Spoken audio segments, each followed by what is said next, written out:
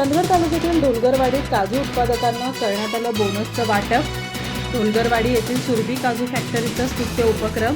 काजू उत्पादकांना नफ्यातून बोनस देण्याचा खासगी फॅक्टरीचा महाराष्ट्र राज्यातील पहिलाच प्रयोग। चंदगड तालुक्यातील ढोलगरवाडी येथील सुरभी काजू प्रक्रिया उद्योगाने गत सालात कारखान्याला काजू पुरवठा केलेल्या उत्पादकांना किलोला 4 रुपये प्रमाणे बोनस देण्याचं निश्चित करून त्याचं वाटप केलं। स्वाभिमानी शेतकरी संघटनेचे नेते प्राध्यापक दीपक पाटील यांच्या या उपक्रमाचं परिसरात आणि तालुक्यात कौतुक होत आहे। काजू बीला अधिक दर मिळावा यासाठी सुरभी काजू प्रक्रिया उद्योग कायम अग्रेसर असतो। काजू बीला अधिक दर मिळावा अशी शेतकऱ्यांचीही इच्छा असते, पण यामध्ये बाजारभावाप्रमाणे काजू बी खरेदी करावी लागते।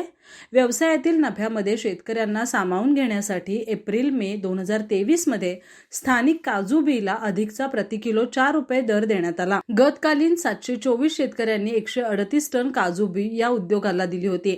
त्यासाठी 5,52,000 इतक्या रकमेचं वाटप करण्यात आलं। खरेदीनंतर शेतकऱ्यांना बोनस स्वरूपात अधिकचा दर देण्याची काजू उद्योगातील ही पहिलीच घटना आहे।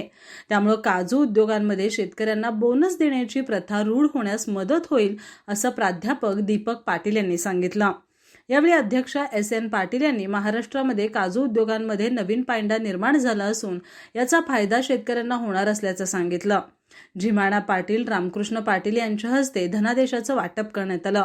सुरभी काजूच्या व्यवस्थापक सुजाता पाटील, गावडू बागिलगेकर, दौलत पाटील, निवृत्ती गावडे, संजय पाटील, सुनील सावंत, वाकोबा पाटील यावेळी उपस्थित होते।